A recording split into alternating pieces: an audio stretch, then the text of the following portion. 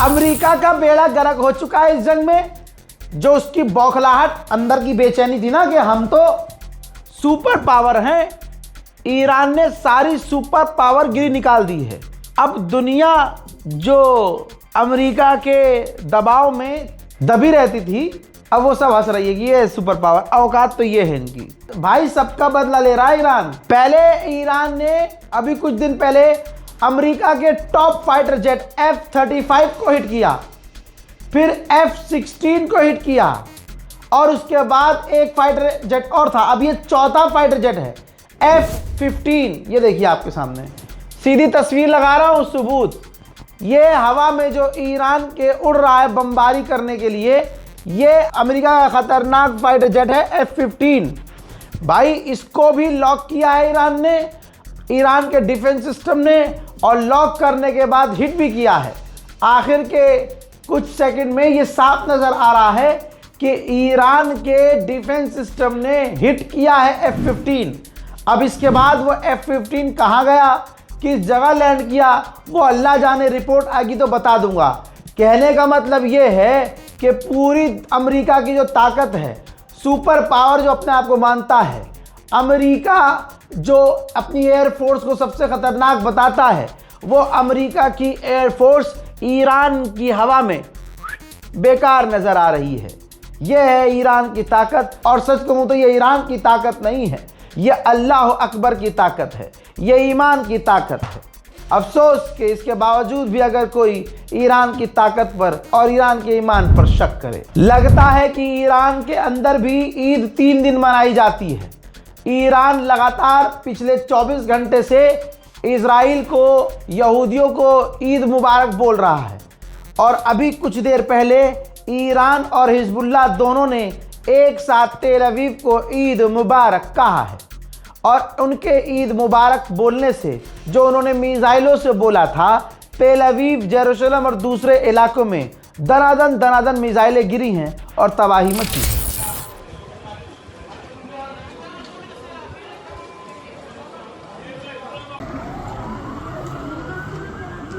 Vai, vó, que boias.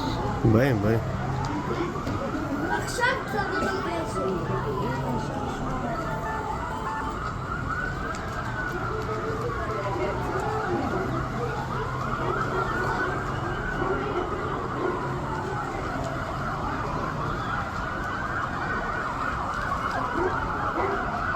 וואי, זה בלגן. אני פה ברחוב נורדו, בפתח תקווה. יש גם פגיעה. תגידו שלום לנורמה. ממש פה איפה שהתור שלה.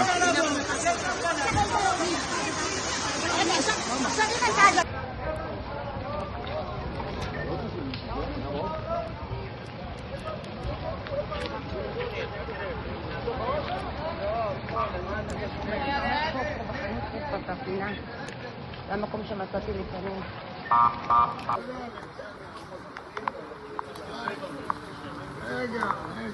דימו! יום! על הכביש! חבר'ה, מישהו בבית? אף פעם לא יוצאת. יש מישהו בפנים? אני בא, התקשרתם לאמבולנס משהו?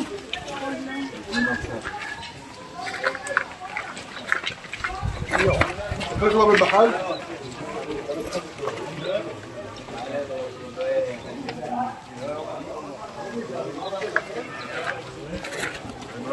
हजरात मोहतरम, बड़े अफसोस के साथ कहना पड़ रहा है, इजराइल के हमले में फादरलैंड के, ये देखिए, एक फादरलैंड के अंधभक्तों के चचा की जो है मौत हो गई है।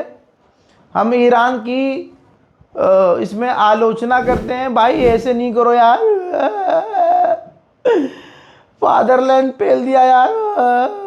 आगे बढ़ते हैं। ईरान ने पहले ही कहा था कि रेड लाइन क्रॉस करोगे तो पूरी दुनिया हिला देंगे। दुनिया की टॉप की 20 एयरलाइंस को $53 बिलियन का नुकसान हो चुका है और ये नुकसान बढ़ रहा है। ईरान ने अकेले ही जो बेड़ा गर्क किया है अरबों का और अमेरिका का, अब ये दुनिया को दिख रहा है कि अगर हुथीज उतर गए तो फिर बचा कुचा भी अब कुछ नहीं बचेगा।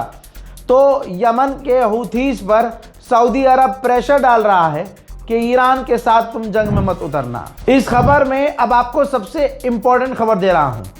आपके यहाँ ये देखिए, ये स्क्रीन पर चल रहा है ना, ये एक चाइना का बहुत बड़ा प्रोफेसर है। इसने सालों पहले प्रेडिक्शन दी थी, भविष्यवाणी की थी, और जादू मंत्र से नहीं, होती है लोगों के पास नॉलेज उस हिसाब से। तो इसने कहा था कि डोनाल्ड ट्रंप चुनाव जीतेगा, ईरान पर हमला करेगा, और ईरान पर हमला करने के बाद वो दुनिया की सबसे बड़ी जंग छेड़ देगा।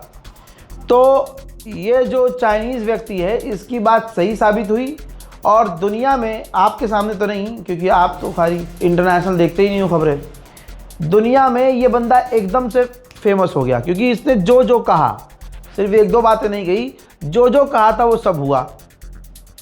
दुनिया इसकी बातों को मानने लगी क्योंकि अब तक इसने जितनी बातें कही स्टेप बाय स्टेप वही हुई। अब ये अमेरिका के टॉप के पत्रकार के पॉडकास्ट में गया और वहाँ इसने बड़ी बात कह दी, जिसके बाद हड़कंप मच गया है। अब इसने भविष्यवाणी की कि इजराइल टनल बना रहा है, इजराइल से लेकर अपने इलाके से लेकर बैतुल मुकद्दस की ज़मीन के अंदर तक, मस्जिद के नीचे तक, वहाँ तक वो टनल बना रहा है, और इसी जंग के अंदर वो बैतुल मुकद्दस को उड़ा देगा और इसका इल्ज़ाम ईरान पर लगाएगा, और ईरान पर लगाने के बाद वो होली वॉर शुरू कर देगा कि ये धर्म की जंग है, एक तरफ इस्लाम और एक तरफ सारे मज़हब। जी हाँ, इसने यही कहा है, जिसके बाद ये मामला गर्मा गया है। लेकिन इंशाअल्लाह दुनिया देख रही है, शैतान तमाम चीज़ों में फेल हो रहा है, और हमें अल्लाह पर भरोसा है कि ज़रूर इसमें भी ईरान को ही और इस्लाम को ही जीत मिलेगी। हालांकि ये कोई धार्मिक जंग नहीं है, ये इंसानियत और हैवानियत के बीच की जंग है, और इस जंग को दुनिया अच्छे से समझ रही है। इसीलिए अमेरिका इजराइल का साथ देने के लिए कोई भी आगे नहीं आ रहा है, क्योंकि उन्हें पता है कि ईरान मारेगा भी ज़्यादा, घसीटेगा भी ज़्यादा। मेरे दोस्तों, जो देश कह भी रहे हैं कि हम स्ट्रेट ऑफ हॉर्मुज़ में अपनी फ़ौज भेजेंगे, जहाज़ भेजेंगे, तो उनकी औकात इतनी है, कह रहे हैं कि जंग के बाद भेजेंगे। अब जापान ने कहा है कि माइन ढूंढने वाला, समुद्र में बिछी माइन ढूंढने वाला हम जहाज़ भेजने की सोच रहे हैं, लेकिन हम सोच रहे हैं कि जंग के बाद भेजें। समझ रहे आप, जंग में भेजने की औकात नहीं है क्योंकि ईरान बहुत बजाएगा, तो जंग के बाद भेजेंगे। दोस्तों, IRGC के कमांडर का ऐलान, स्पोक पर्सन का ऐलान हुआ है। उन्होंने ऐलान किया है कि कुछ पास्ट में, कुछ हफ्ते में हमने इजराइल के एयर डिफेंस सिस्टम की कमज़ोरी हासिल की, पता की, हमने इंफॉर्मेशन हासिल की, और आज बताते हुए खुशी हो रही है कि आज इजराइल का आसमान हमारे पूरे तरह से कंट्रोल में है। हम जब चाहे, जो चाहे, जैसा चाहे इजराइल में कर सकते हैं। मेरे दोस्तों, तेल अवीव और इजराइल का हाल बहुत बुरा है, बहुत ज़्यादा बुरा है। इस रिपोर्ट को शेयर कीजिएगा, ईद मुबारक कहिएगा इस वीडियो को शेयर करके लोगों को कि भैया ईद मुबारक।